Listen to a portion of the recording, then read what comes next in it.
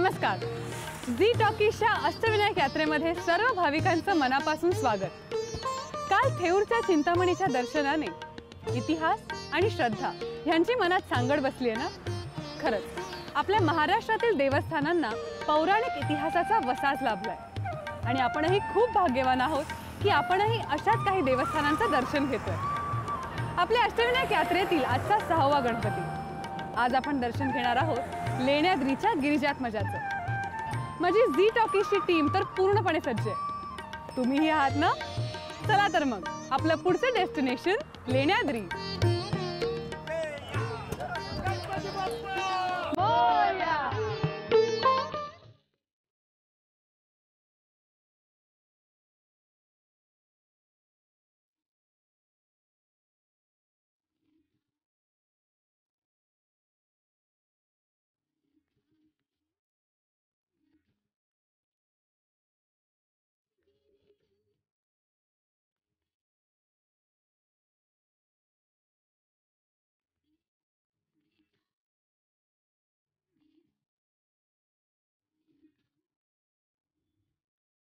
लेण्याद्रीला जात असताना आपल्याला अनेक निसर्गरम्य देखाव्यांचे दर्शन होतं. तुम्ही बघताय मी ज्या स्पॉटवर उभी आहे तिथे चारही बाजूला हिरवळ आहे. काही शेतकरी आपल्या गुरांना चरायला घेऊन आले. भौगोलिकदृष्ट्या ह्या परिसरात अनेक वैशिष्ट्ये आहेत. हिरवागार नाणेघाट, सह्याद्रीच्या डोंगर रांगा, कुकडेश्वर, लेण्याद्री, ओझर यांसारखी जागृत देवस्थानं आणि सर्वात महत्त्वाचं म्हणजे शिवाजी महाराजांचं जन्मस्थान शिवनेरी किल्ला. हळूहळू तुमची उत्सुकता वाढत चालली आहे ना? माझी सुद्धा. चला तर मग.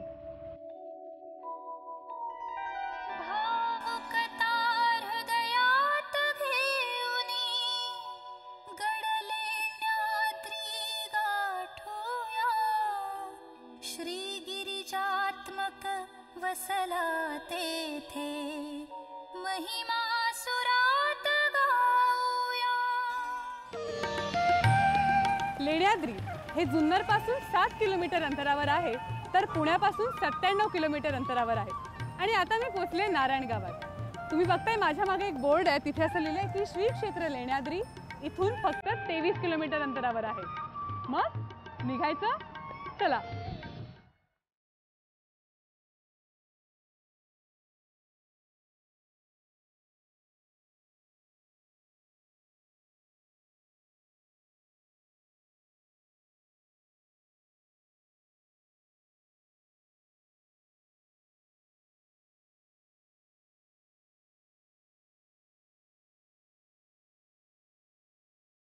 अर्ध्यापर्यंत मी पोहोचले आणि ते काही क्षणातच मला गिरिजात्मजाचं दर्शन होणार आहे.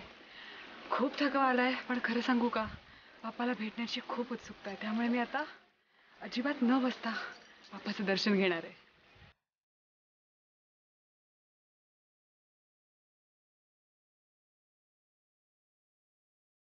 किती छान दिसतंय ना इथून.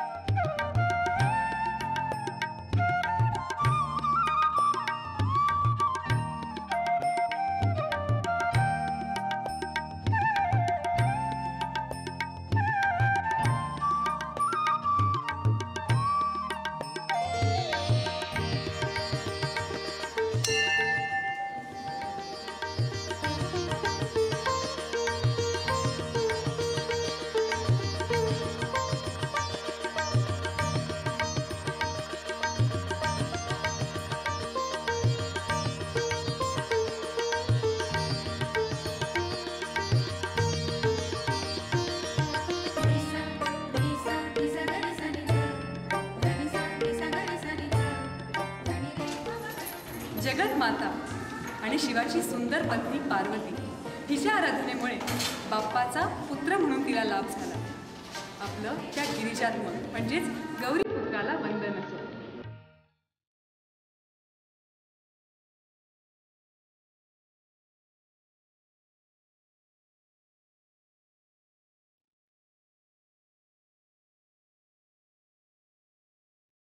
गिरिजात्मज विनायकाने येथे 15 वर्ष वास्तव केलं. गौतम मुनींनी येथेच गणेशाची मुंज केली. गणेशाने अनेक दैत्यांचा संहार केला. लेण्याद्रीने त्याच्या बाललीला पाहिल्या आणि महापराक्रमाचा साक्षीदार लेण्याद्री ठरला. पार्वतीचा म्हणजेच गिरिजेचा आणि आत्मज म्हणजेच पुत्र म्हणून येथील गणेशास गिरिजात्मज असं म्हणतात.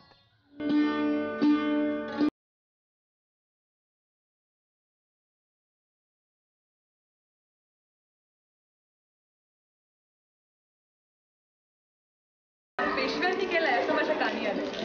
ह्याबद्दल आणि या मंदिराबद्दल आपण आणखी माहिती जाणून घेऊया इथल्या पुजाऱ्यांकडून.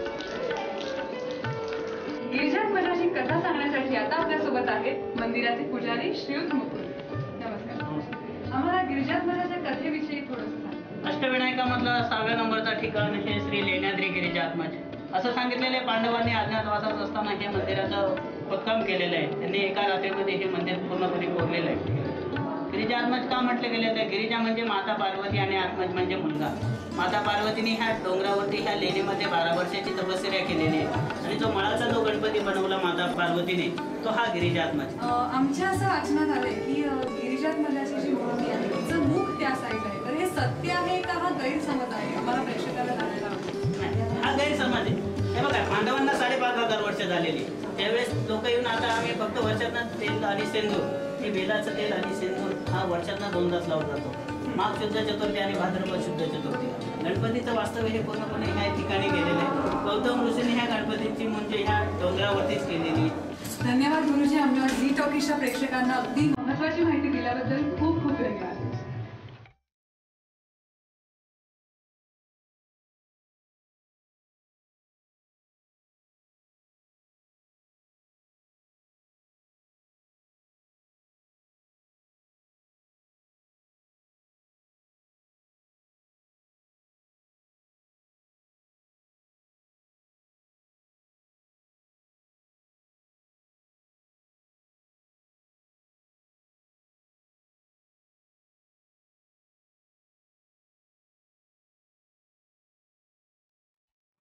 या देवस्थानाबद्दल आपण आणखीन थोडी माहिती जाणून घेणार आहोत आणि त्यासाठी आपल्यासोबत आहेत लेण्याद्री देवस्थान ट्रस्टचे सचिव श्रीयुत जितेंद्र बिडवई आणि अध्यक्ष श्रीयुत जयवंत डोके. नमस्कार. नमस्कार. मला तुम्हाला विचारायचं की आता गणेशोत्सव चालू आहे आणि भाविक अगदी प्रचंड गर्दीने इथे गिरिजात्मकाच्या दर्शनासाठी येत आहेत. तर मग या 10 दिवसात काय कार्यक्रम असतात? गणेश चतुर्थीच्या पहिल्या दिवशी सकाळी महापूजा, 5 ते 6, 9 ते 11 कीर्तन असतं. आणि काय वेगवेगळे कार्यक्रम असतात या दिवशी? दररोज महाप्रसाद चालू असतो. आणि भाविकांची कशी भावना आहे गणपती पायी आणि काय किती गर्दीने इथे भाविक येत असतात? बऱ्याचशा प्रमाणात रोज भाविक चालूच असतात. उत्साह कसा असतो भाविकांचा? उत्साह एकदम चांगला असतो, मनपसंत असतो त्यांचा. बरं. आणि दैनंदिन कार्यक्रम काय आहेत या मंदिराचे? म्हणजे रोज काय होत असतं गणेशोत्सवा व्यतिरिक्त? 2 टाइम पूजा आरती चालू असते, सकाळी आणि संध्याकाळी. बरं. आणि मंदिर किती वाजता बंद होतं काय? सकाळी 5 वाजता चालू होतं आणि रात्री 9ला बंद होतं. बरं. मला तुम्हाला एक प्रश्न विचारायचा आहे की लेण्याद्री देवस्थान ट्रस्टचा सामाजिक कार्यात कसा सहभाग आहे? म्हणजे प्रेक्षक इथे दर्शनासाठी येतात तर त्यांच्यासाठी काय सोयी सुविधा आहेत? या ठिकाणी फार मोठ्या प्रमाणात लेण्याद्री देवस्थानच्या वतीनं भाविकांसाठी सुविधा पुरवल्या जातात. त्यामध्ये राहण्याची अतिशय सुंदर अशी व्यवस्था आपण देवस्थानतर्फे भाविकांसाठी करत असतो. या ठिकाणचा परिसर अतिशय स्वच्छ आणि सुंदर आहे. आमच्याकडे 22 कर्मचारी सेवक आहेत. त्यामुळे अष्टविनायकामध्ये सर्वात अतिशय स्वच्छ परिसर हा लेण्याद्री देवस्थानचा आहे. अर्थात. त्याचबरोबर देवस्थानच्या वतीनं आम्ही या ठिकाणी आरोग्य शिबिरांचं आयोजन करत असतो. लहान मुलांसाठी संस्कार वर्गाचं आयोजन या ठिकाणी केलं जातं. हा संस्कार वर्गाचा कार्यक्रम दरवर्षी या ठिकाणी मोठ्या प्रमाणात घेतला जातो. या तालुक्यातले बरेचसे शाळांमधले विद्यार्थी या ठिकाणी 4 दिवस मुक्कामी असतात आणि त्यांचं या ठिकाणी संस्कार वर्ग घेतला जातो. त्याचबरोबर या ठिकाणी पाण्याची उत्तम व्यवस्था भाविकांसाठी केलेली आहे. त्याचबरोबर या ठिकाणी गोरगरिबांच्या विवाहासाठी सामुदायिक विवाह सोहळे या ठिकाणी आपण आयोजित करतो. अरे वा. हो. त्याचबरोबर बरेचसे या ठिकाणी भाविकांची मागणी होती. त्या मागणीनुसार आपण या ठिकाणी अन्नछत्र अन्नप्रसाद या ठिकाणी लोकांना 20 रुपयामध्ये अन्नप्रसाद देण्याची व्यवस्था चालू केलेली आहे. 20 रुपयामध्ये संपूर्ण जेवण? हो. अरे वा. संपूर्ण जेवण या ठिकाणी अन्नप्रसाद लोक आवडीनं घेतात आणि अतिशय चांगला उपक्रम, त्याच्या प्रतिक्रिया भाविक या ठिकाणी नोंदवतात. अरे वा. मगाशी तेच आम्ही मंदिराच्या परिसरात फिरत होतो आणि खरंच मला प्रेक्षकांना सांगायला आवडेल की इकडे कमालीची स्वच्छता आहे आणि अगदी प्रसन्न वाटतं इथे. पण मगाशी काही 2-3 लोक बोलताना मी असं ऐकलं की अरे आम्ही मंदिरात देवाच्या दर्शनाला येतोय तर मग आमच्याकडून 5 जे काही कुपन आहे काही दराचं ते आमच्याकडून का फाडून घेतात? म्हणजे देवाच्या दर्शनाला पैसे घेणं हे कितपत योग्य तुम्हाला वाटतं? नाही, बरोबर आहे भाविकांचं ते म्हणणं. कारण आम्हालाही या ठिकाणी बरेचसे भाविक सांगतात की आमच्याकडनं या ठिकाणी शुल्क आकारलं जातं देवाच्या दर्शनासाठी, तर तुम्ही याच्यावर काही करत नाहीत का, काही निर्णय घेत नाहीत का? परंतु हा केंद्र शासनाचा निर्णय आहे, तिथे आम्ही काही करू शकत नाही. आम्ही बरेचशा वेळा पुढाऱ्यांकडे ह्या गोष्टीबाबत फॉलोअप केलेला आहे. दिल्लीपर्यंत खासदारांमार्फत देखील या गोष्टीचा आम्ही पाठपुरावा केलेला आहे की जे देवस्थान आहे, आता ह्या देवस्थानच्या मंदिरामध्ये ह्या डोंगरामध्ये एकूण 27 लेणी आहेत. त्यापैकी जे देवाचं जे लेणी आहे ती लेणी सोडून इतर लेण्यांसाठी तुम्ही शुल्क आकारण्यास आमची काहीही हरकत नाही, परंतु आपण त्या देवाच्या मंदिराच्या लेणीला विनामूल्य प्रवेश द्यावा भाविकांना, अशी आमची मागणी आम्ही त्यांच्याकडे कळवलेली आहे. नक्कीच तुमची ही मागणी बाप्पाच्या कृपेने आमच्या सर्व भाविकांसाठी नक्की पूर्ण होईल. आम्हा झी टॉकीजच्या प्रेक्षकांना अतिशय मौल्यवान माहिती दिल्याबद्दल खूप खूप आभार. आता वेळ झाली अभिषेकाची. ज्या प्रेक्षकांनी आमच्याकडे अभिषेकासाठी नावं पाठवली आहेत त्या प्रेक्षकांच्या नावाचा आज गिरिजात्मकाच्या समोर संकल्प सोडला जाणार आहे. नमस्कार गुरुजी. नमस्कार. मी तुम्हाला विनंती करते की आम्हा प्रेक्षकांच्या नावाने आज इथे संकल्प सोडला जावा. 3 वेळा पाणी प्यायचं. ओम केशवाय नमः, ओम माधवाय नमः, ओम गोविंदाय नमः. आता हे पाणी चौथ्या सोडून द्यायचं खाली. अस्तो प्रक्षालनम तमेव प्रत्यक्षं तत्त्वमसि तमेव केवलं कर्तासि तमेव केवलं धर्तासि तमेव केवलं हर्तासि तमेव सर्वं खलुदं ब्रह्मासि तं साक्षात् आत्मासि नित्यं ऋतमज्मे सत्यमज्मे अवतुं माम् अववक्तारम् अवश्रोतारम् अवधातारम् अवधातारम् अवानुजानं मम शिष्याम् अवपश्चादात् अवपुरस्तात् अवउत्तरादात् अवदक्षिणादात् अवचोर्वादात् अवादरादात् सर्वतो मां पाहि पाहि समन्तात्.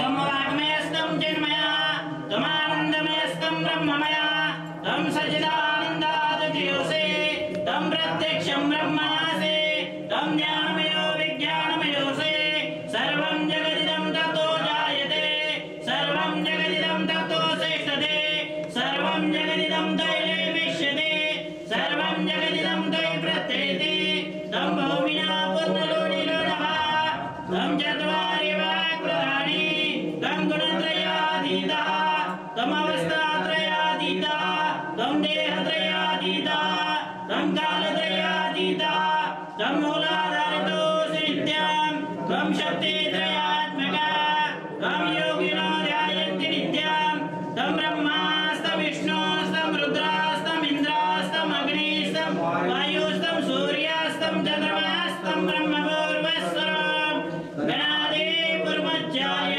वर्णादिस्तनमन्तराम् अनुस्वारापरा अर्धेन सीतां तारेण रुद्राम् एकत्वमनस्वरूपाम् गकारापूर्वरूपाम् अकारो मध्यमरूपाम् अनुस्वारक्षान्तिरूपाम् बिन्दुरुत्तररूपाम् नादसन्धानाम् सहिता सन्धि सैषा गणेशविद्या गणतरुषि निषुद्गायत्री छन्दः गणपतिर्देवता.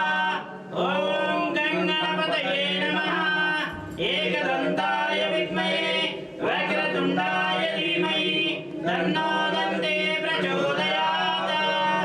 एकदन्तं चतुरस्तं पाशं कुशधारिणं रथं च वरदमस्तं